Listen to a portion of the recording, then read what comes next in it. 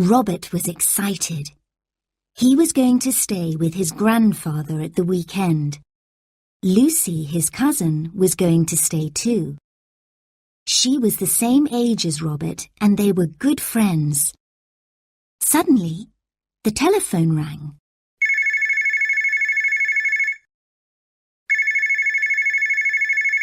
Robert answered it. It was Lucy. "I hope we have a great weekend," said Lucy. "So do I," said Robert. "It's always good fun at Grandad's." There were two things about Grandad that Robert and Lucy really liked. First, he was very clever. He was an inventor. He invented lots of things, but mostly he invented new kinds of mobile phones. The other thing they liked was that Grandad loved history. His house was full of history books. When Robert and Lucy came to stay, Grandad told them exciting stories from history. The cousins loved the stories because they were true. Robert knocked on Grandad's door. Mrs. Green, the maid, opened it. "Hello, Robert," she said. "Come in." "Hello, Mrs. Green," Robert said. "How are you?" "I'm fine," said Mrs. Green. She took his bag from him. "Your grandfather is in his study." Robert hurried into Grandad's study. "Hello, Grandad," he began. Then he stopped in surprise. Grandad was sitting in an armchair. His foot was bandaged. "Grandad, what happened?" Robert asked. "I've hurt my ankle," Grandad said. "The doctor says I mustn't walk on it for a few days." "Poor Grandad! Does it hurt?" "I'll help you, and so will Lucy." "Where is she? Has she arrived yet?" Grandad looked worried. "I'm not sure," he said. "I think she has disappeared." "Disappeared?" said Robert. "What do you mean?" Grandad leaned towards him and whispered, "I think she has travelled back in time." Robert looked at Grandad amazed.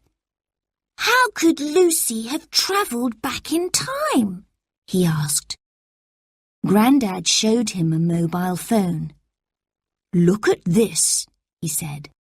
"This is not an ordinary phone. This is my newest invention." Robert thought the mobile phone looked ordinary. "What's special about it?" he asked. "Do you promise not to tell anyone?" "Not even Lucy?" "Lucy knows already." "Not even Mum and Dad?" "I'll tell them soon." "OK. So what does it do?" asked Robert. "With this mobile phone, you can travel back in time." "Wow!" Robert exclaimed. "Can you really do that?" Grandad nodded proudly. "I've worked on this invention for 2 years," he said. "It's ready now." Robert's eyes widened. "How does it work?" "Let me show you. You put in the date you want to visit. Then you put in the place you want to visit. Then you put in the password. Adventure." "Did you tell Lucy this?" "Yes, and now one of the time travel phones is missing." "How many time travel phones have you made?" Robert asked. 4. Grandad shook his head. "I'm worried, Robert. I think Lucy has used the missing phone to travel back in time." "Wow!" Robert exclaimed. "Where do you think she has gone?" Grandad picked up a book. "We were looking at this together last night," he said. "It's about the Great Fire of London in 1666. "I think I've heard about that," said Robert. "What happened?" In the early morning of 2nd of September 1666, a baker's shop caught fire. The shop was in Pudding Lane in London. There was a strong wind that night, and the fire spread quickly. The fire grew so strong that no one could put it out. It burned for 5 days. It destroyed 3/4 of London. It was a huge disaster." Robert looked scared. "Do you think that's where Lucy has gone?" "Yes," said Grandad. "She was really interested in the story of the Great Fire." "But why can't she come back home?"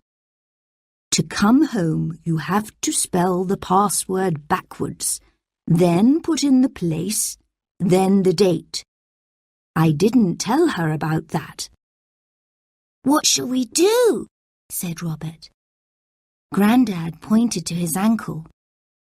"I can't walk," he said, "so I can't go and find her." "Then I'll go," said Robert. He jumped up from his chair. "I'll bring Lucy home."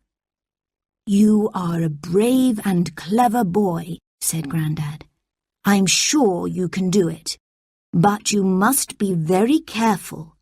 Find Lucy and bring her home straight away. Don't wait until the fire starts." "Where shall I start?" "Go to Pudding Lane. I'm sure that's where she will go first."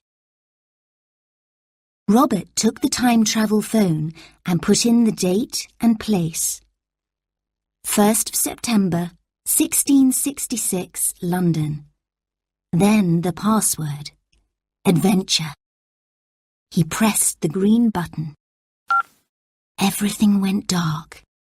There was a sound like the wind rushing.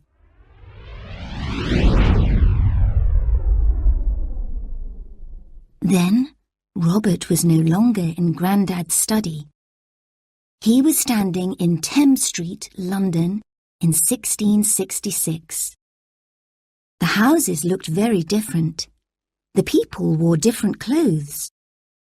On the right was a dark lane going to the River Thames. Robert could see a bridge with houses and shops on it. Crowds of people were walking over it. Other people were in carts or on horses. On the left was another lane where tall houses leaned close to one another. The lane was too narrow for carts. The air was hot and dusty. The street was full of dirt and rubbish. Clouds of dust rose from the wheels of the carts, and there was a strong smell in the air. Suddenly, a cart came towards Robert.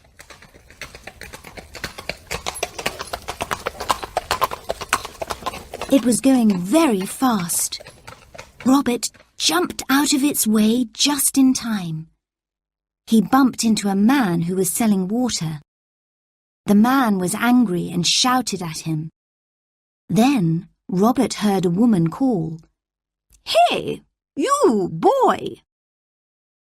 Robert turned and saw a rich lady wearing a beautiful dress. She leaned out of the window of her chair and looked at Robert. She held a bag of sweet-smelling herbs.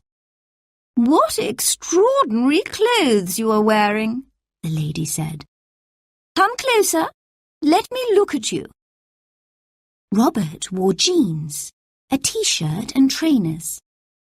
Other people stopped and looked at him too. He didn't like this. He had to find Lucy and bring her home quickly. "Excuse me," he said to the rich lady. "Could you tell me where Pudding Lane is?" She did not answer straight away. She said, "How strange you look. You are so clean. It's most extraordinary. Where do you come from, boy? I come from London. And why are you wearing these strange clothes? I'm looking for my cousin, Lucy. Can you tell me where Pudding Lane is? It's just over there, said the lady. She pointed with her fan. Thank you, said Robert. He ran quickly to escape from all the people who were staring at him. He ran down Thames Street and into Pudding Lane. It was dark and narrow. He could not see Lucy anywhere. He shouted her name. He walked up the lane and stopped outside a baker's shop. This must be where the Great Fire began, Robert said to himself. A man came out of the shop. He was carrying a basket of loaves. He called to his daughter in the shop. I won't be long, Hannah. Robert watched the baker walk down the lane. Suddenly, 2 boys appeared out of an alley. They were dirty, ragged, and had bare feet. They were a little older than Robert. They stared at his clothes. They pointed and laughed at him. Robert was scared, and he tried to run away from them, but one of them grabbed him. Help! Robert shouted. Doesn't he look strange? Said one of the boys. Leave me alone, Robert said. Doesn't he speak strangely? Said the other boy. The first boy pushed Robert. The other boy moved round behind him. His fingers reached towards Robert's pocket. Robert tried to get away, but the pickpockets were too strong for him. Hey! Came a loud voice above them. Leave him alone! The pickpocket saw another boy leaning out of a window above them. It's Toby, one of the pickpockets said. Let's go. When Toby reached the street, the pickpockets had gone. Robert got up. Toby was tall and strong. Robert realized why the other boys were scared of him. Thank you for your help, he said. I think they wanted to rob me. My name is Toby, the boy said. Who are you? I'm Robert. Well, Robert, if you wear those clothes, people will think you are strange. Why do you dress like that? I come from the future, said Robert. He grinned when Toby looked surprised. I come from the 21st century, but I'm sure you don't believe me. Toby came closer. I think I do, he said. My sister Molly met a girl with clothes like yours. She said the same thing. She told us about the future. Really? Said Robert excitedly. Is her name Lucy? Yes. Do you know her? Robert nodded. She's my cousin. Our granddad sent me here to take her home. Lucy didn't say how she got here. That's easy, said Robert. Our grandfathers invented a time travel phone. Let me show you. Robert put his hand in his pocket to get the phone, but it wasn't there. Oh no, he exclaimed. It's gone. What has? My time travel phone. I don't know what that is, said Toby. But I think those boys have stolen it. Without my time travel phone, I can't go home, Robert said. Toby saw that Robert was very worried. Those boys could be anywhere by now, he said. What shall I do? Asked Robert. Did Lucy use a time travel phone to come here? Toby asked. Yes, said Robert. She's got a time travel phone. She can go home and get another one for me. Thank you, Toby. Toby grinned. "Come on, Lucy's at home with Molly. Let's go and find her." Toby lived in a tall, narrow house at the north end of Pudding Lane. As they went into the house, Toby whispered, "We must be very quiet. My mother's in bed. She's not well." The boys climbed the dark stairs. In a small room they found the girls. Lucy jumped up. She was very pleased to see her cousin. "Robert," she said, "I've been so frightened. I tried and tried to go home, but the time travel phone does not work." Robert explained that she had to spell the password backwards. Lucy was pleased to hear that. Toby looked at the time travel phone. "This looks amazing. I wish my father could see this," he said. "We can show it to him," said Lucy. "No, he's not here. He's a sailor and he's at sea now, far away." Robert said to Lucy, "Some pickpockets stole my phone. Will you go home and get another one for me?" Lucy put the password, place, and date into her time travel phone. She remembered to spell the password backwards. 1 minute she was there, the next minute she was not. Toby and Molly looked at each other in amazement. "She'll be back soon," said Robert with a laugh. Toby nodded. "Hey," he said, "would you like to explore London while you are here?" "Yes, please," said Robert. Robert, Toby and Molly left the house and walked down Pudding Lane. Robert stopped outside the baker's shop. "Shall I tell the baker that the fire will start tonight? Maybe I can stop the Great Fire of London," he thought. "I'm going into the baker's," he said to Toby and Molly. "I won't be long." He went into the shop. "Excuse me," he said to Hannah, the baker's daughter. She was putting some biscuits into a basket. "Oh!" she exclaimed, looking surprised. "What strange clothes you're wearing." "That's because I come from the future." She looked even more surprised. "You come from the future?" "Yes, I've come to tell you that a big fire will start here tonight and it will spread all over London." "Don't be silly," Hannah said. "But it's true, it will happen." "No one can see the future," said Hannah.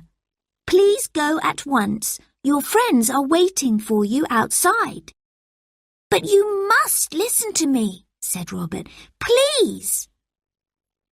Then a man's voice behind him said, "What is happening here?"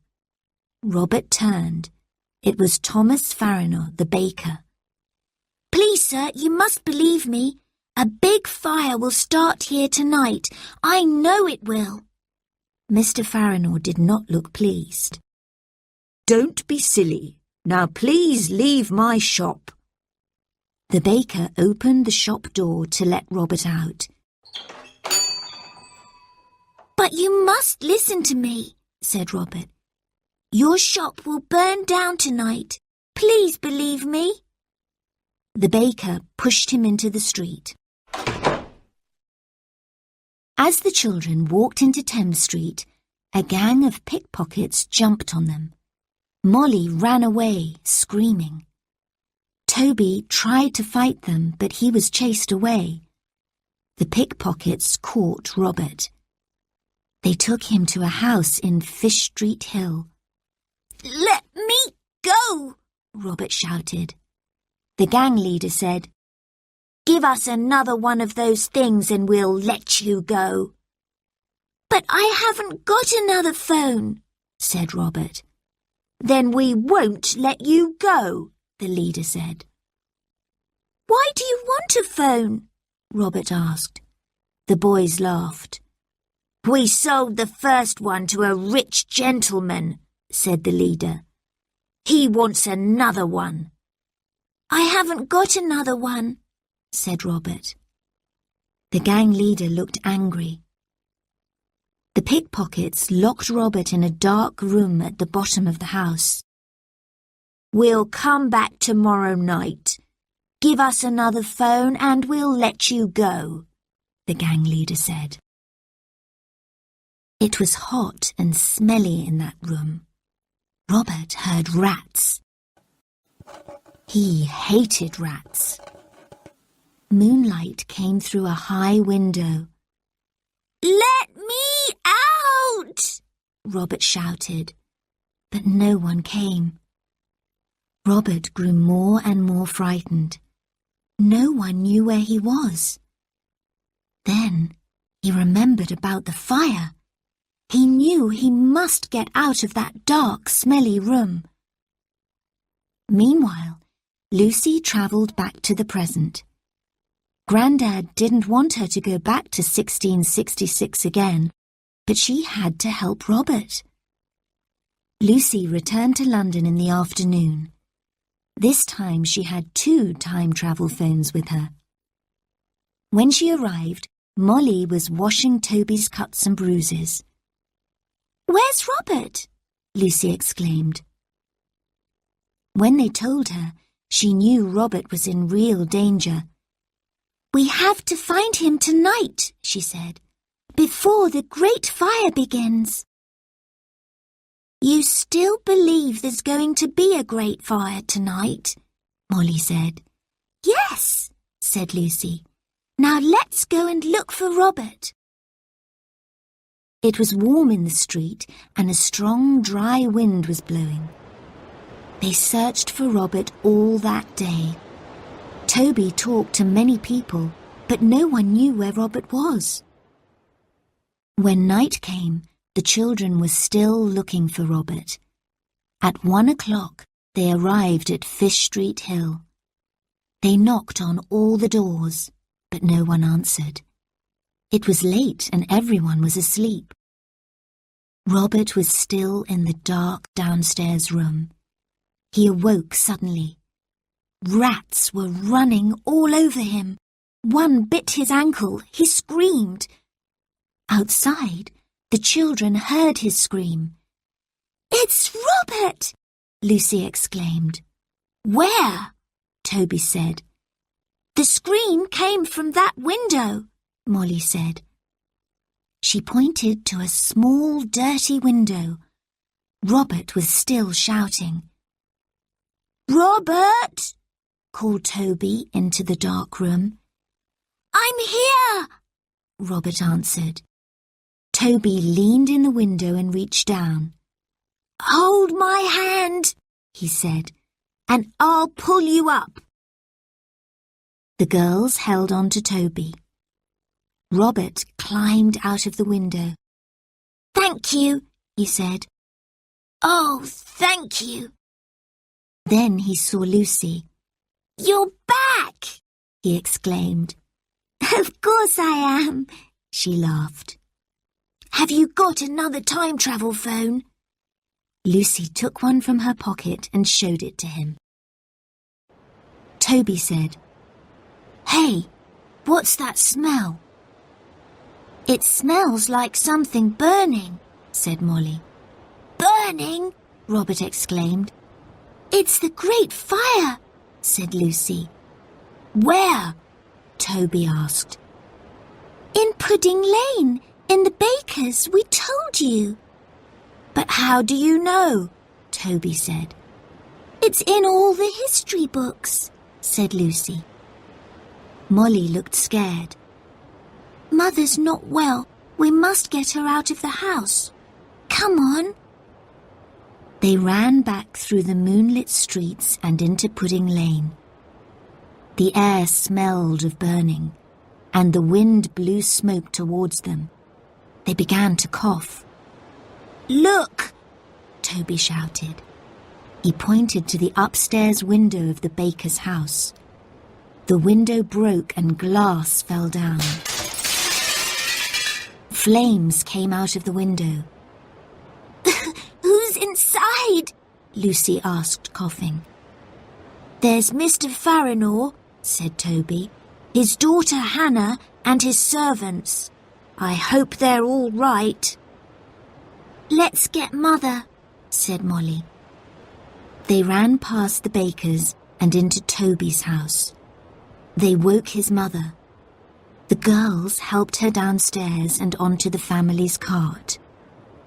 Robert and Toby brought some of the family's things down. The baker's house was now burning fiercely. Look! Toby shouted. He pointed to the roof. They saw Thomas Farinor, Hannah, and one of the servants climbing along the roof towards their neighbour's house. They're going to escape, Toby shouted. Where's Rose? Molly said, but there was no sign of the other servant. Thomas Farinor appeared in front of his burning building. He looked very upset. My gold, he shouted. My gold's in there. The street filled with people. Some shouted to their neighbours, others screamed in fear. We must get away from here, Toby shouted. Take me to the hostel, said his mother. We will be safer there. Now bells were ringing loudly to warn everyone that there was a fire. The children and Toby's mother soon reached the hostel, and Toby's mother went to her room to rest. Toby said, I wonder what's going on. I'm going out to see. Is anyone else coming? I'll stay and look after Mother, said Molly. I'll come, said Robert. Let's go home, Lucy said to her cousin. Home to Grandad. No, Robert said excitedly. This is real history. Let's stay and see a bit of it, Lucy. Then we can go home. The three children ran past the hostel stables. The horses in the stables felt the danger. They were frightened and were neighing loudly and kicking at the doors. In the street, the wind howled. Carts filled Thames Street. People were going towards a large building with thick stone walls. In Pudding Lane, flames came through the roof of the baker's house. People passed buckets and bowls of water to some men who were pumping a fire engine. The children ran into Toby's house to get more bowls and buckets. But the fire engine was not powerful enough, and the flames grew higher. Later, the children stood in Thames Street and looked down Pudding Lane. Our house is not on fire yet, said Toby. His face was black with smoke. It will be soon, said Lucy, shaking her head. Please don't say that, said Toby. I'm sorry. Soon everything from here to the Tower of London will be burned down. What? Toby exclaimed. He could not believe it. Lucy nodded. I've read all about it in Grandad's history book. London is on fire. Just then, a coach stopped nearby and a gentleman got out. He walked a little way into Pudding Lane and stood there with his hands on his hips. Who's that? Robert asked. I think he's in charge of the soldiers, said Toby. But the gentleman shrugged his shoulders and said that there was nothing to worry about. It was only a small fire, he said. His soldiers weren't needed. He got back into his coach and drove away. The lane was now full of people, carts and animals. They were all trying to escape. Look! Robert exclaimed. He pointed up the lane. The house next to the baker's is catching fire now. For an hour, the children watched as the flames spread from one house to another. The heat got stronger and stronger. Suddenly, there was a loud explosion. It knocked the children over. Luckily, no one was hurt. Let's go back to the hostel, said Robert. That won't be safe for long, said Lucy. The flames will soon reach it. We must take your mother to a safer place, Toby. They ran back to the hostel. Just as they arrived, the horses kicked down the stable doors and galloped into the streets. The children jumped out of their way just in time. Look, said Robert, pointing to the sky. The wind blew hot ash and bits of burning wood into the air. These landed on roofs and set them on fire. Hot ash fell onto the hay near the stables. Soon the stables were on fire too. Now there was noise everywhere. The wind howled and bells rang. The children ran into the hostel and woke Toby's mother. They helped her onto the cart. We must go to the river, she said. It'll be safer there. But first, I want to take a last look at our house. The children pushed the cart. It took a long time to reach Pudding Lane because everyone else was going in the other direction. When they arrived, they saw that the whole lane was now on fire. The thick smoke made them cough. They turned and headed for the river. Toby's mother tried to get off the cart, but she was too weak to walk. The wind blew smoke, ash, and burning hay and wood all about them. Carts full of furniture and people headed along the streets to the river. People pushed, shoved, and argued. They were frightened. They reached Thames Street, but the road to the bridge was blocked. We must go to the river another way, said Lucy. Soon the bridge will be on fire. We can go down one of the alleys, said Toby. They pushed the cart along Thames Street away from the fire. The alleys were narrow and full of people trying to find another way to the river. At last, they reached Black Raven Alley. I can see the river, said Toby. Let's go down here and look for a boat. Our Uncle Oliver lives near the river. We can row there and stay with him. Come on. They pushed the cart down the dark, smelly alley. At the riverbank, they stopped. People were walking through thick mud to reach the water. The river was full of boats carrying people and their things. Furniture floated on the water, and some of it was on fire. The river's very smelly, said Lucy. She held her nose with her fingers. There's no time to worry about that, said Toby. Let's see if we can find a boat. The boys left the girls to look after Toby's mother. They ran up and down the muddy riverbank to try and find an empty boat, but all the boats were full. Look at the moon, said Toby. The moon was red.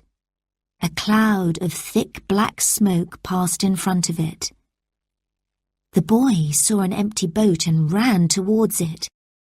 They soon discovered why it was empty. The man wanted a lot of money for his boat. Toby's mother did not want to pay.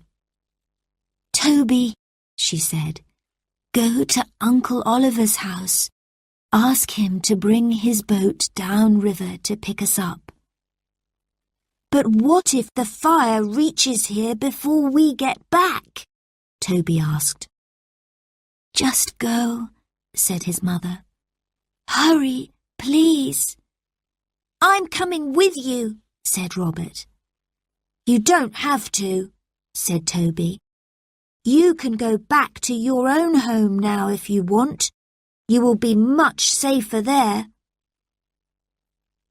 Robert turned to Lucy. He's right. We're in great danger here. Grandad will be worried. Shall we go home? Lucy shook her head. I'm staying here with Molly to help her mum, she said. But you go if you want. I'll stay if you're staying, but if things get too dangerous, promise me that you will go. Don't wait for me. I promise, said Lucy. By now it was dawn. As they looked back, the boys could see the glow of the fire above the roofs. They hurried away from the choking smoke and ash. It was quieter in this part of the city. People looked out of their windows to see what was happening. They did not look worried. The fire will never spread this far, they thought. All their houses will be burned to the ground, said Robert. I feel so sorry for them. No one looked at Robert's jeans and t-shirt any more. Now that his clothes were black with dirt and ash, they did not look any different to Toby's clothes. For nearly an hour, the boys hurried through the city. When they reached Uncle Oliver's house, they knocked on the door. No one answered. They knocked and knocked until a window opened upstairs and a servant girl appeared. The master and mistress have gone to your mother's house, she said to Toby. They heard about the fire in Pudding Lane and they went there to help. When they return, Toby said to her, tell them that Molly, Mother and I are on the river bank near Black Raven Alley. Tell them that Mother's ill and Father's away. Tell them to bring a boat and tell them to hurry. The fire is spreading quickly. I will, said the servant. Do you want to come inside? No, said Toby. We haven't time. What shall we do now? Robert asked. Let's see if we can find Uncle Oliver and Aunt Bess, said Toby. But the boys did not see them anywhere. In Thames Street, every house and shop was on fire. It was too hot and too dangerous now. The boys ran from the fire as fast as they could. Soldiers pulled down buildings with ropes and hooks. They tried to make a space to stop the fire spreading. But the strong wind blew wood and ash across the open space and onto the straw roofs of the houses on the other side. These roofs soon burst into flames and the fire spread. The wind was too strong. The boys reached Black Raven Alley and ran down it. Molly and her mother were still there with the cart. Where's Lucy? Asked Robert. She's gone to find a boat, said Molly. But the price for the boat will be too high now, said her mother. Toby told his mother that they did not find Uncle Oliver and Aunt Bess. She shook her head. What will happen to us now? She said quietly. Look! Robert exclaimed. He pointed to the bridge. The wooden houses on the bridge were on fire. People were jumping off the bridge into the water. The river was crowded with boats trying to escape from the burning bridge. The houses in the alley started to catch fire. Flames soon spread towards the riverbank. Suddenly, Lucy appeared. Come, quickly, she said. I promised to pay the boatman my silver necklace to take us across the river. Hurry, or someone else will have the boat. The children pushed the cart towards the boat. People were trying to give the boatman money to use his boat, but he liked Lucy's necklace. He knew it was worth a lot of money. The boatman helped Toby's mother to get into the boat. Then he helped them put their things in. There was just enough room left for the children. They all sat on the cart. At last, they were ready to row across the river. "Shall we go home?" Robert said to Lucy. "They will be all right now without us." "Let's wait until they are safely across the river, shall we?" "That's what I wanted you to say," Robert said with a grin. The boatman began to row. The wind made the water rough. Molly felt sick and held onto her mother. When they reached the middle of the river, they looked back at the burning city. Clouds of black smoke filled an orange-red sky. The children could still feel the heat of the flames. All along the riverbank there were crowds of people looking for boats to take them and their things to safety. "It'll be much worse than this," said Lucy. "Soon 3/4 of London will be on fire. This is only the start of it." Toby's mother shook her head in sadness. "We have no home now," she said. "Where will you stay?"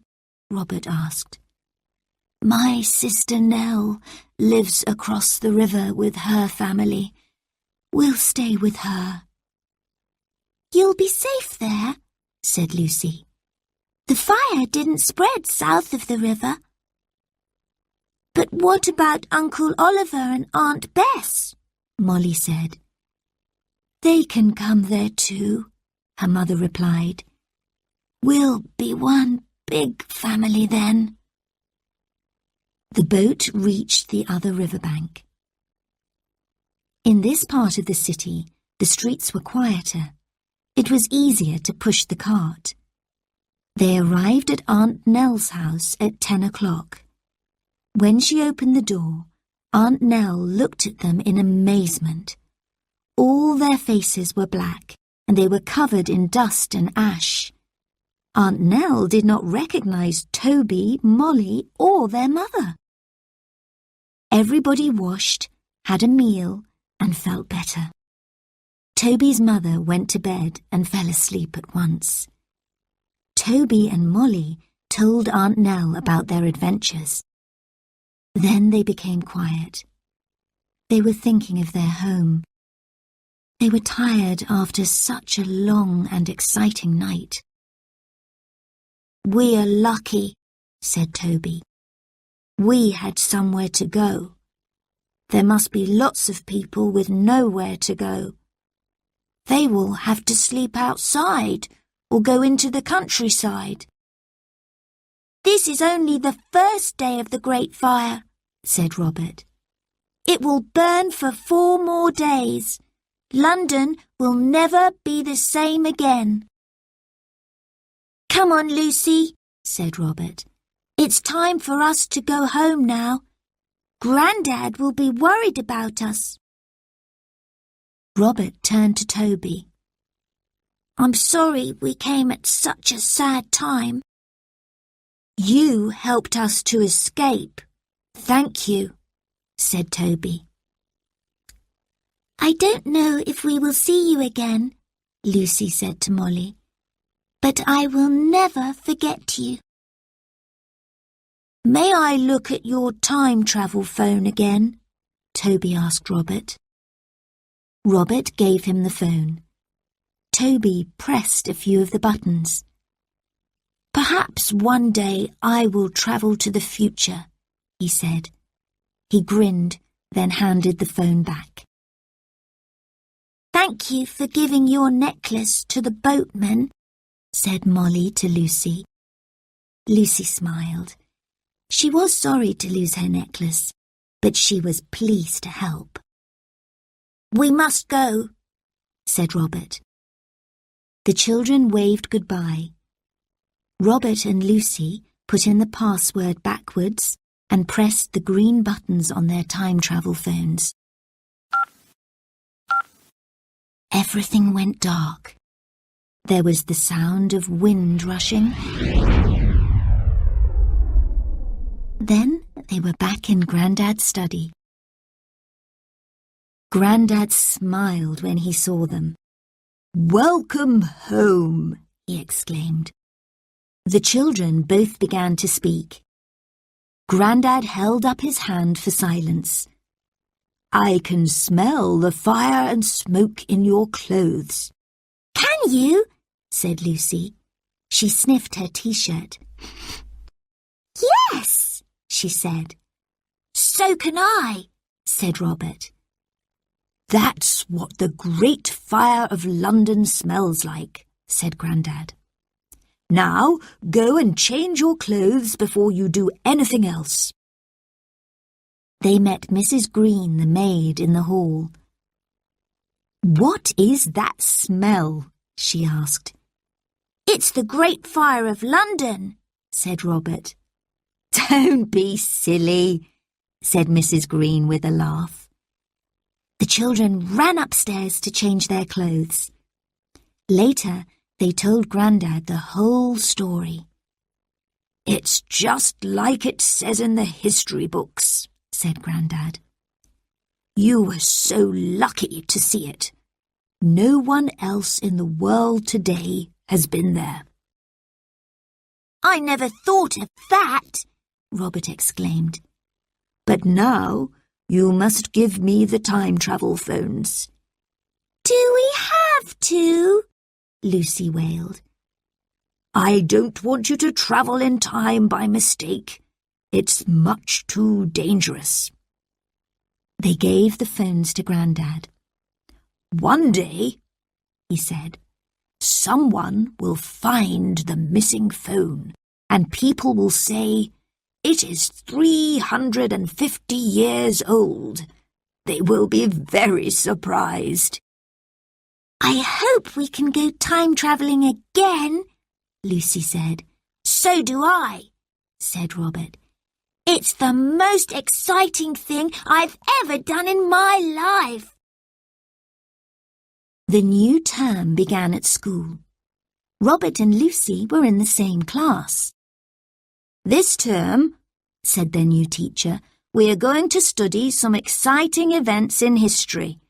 I'm going to start with the Great Fire of London. Has anyone heard of that?"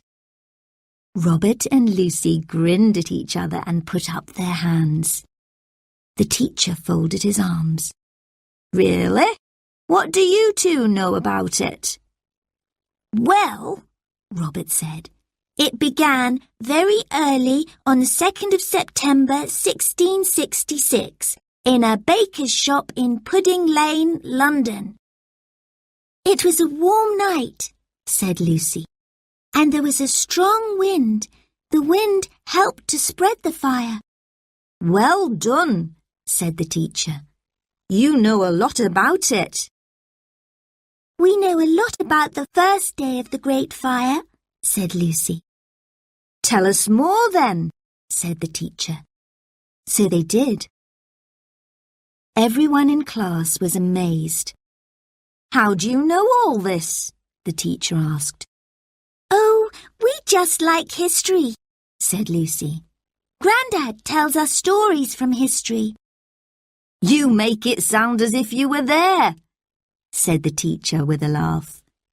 "Perhaps we were," said Robert, grinning. "Perhaps we travelled back in time," said Lucy. The teacher smiled. "I wish we could do that. History would be very easy to learn." "And it would be more fun," said Robert. All that term, the cousins thought about the time travel phones in Grandad's safe.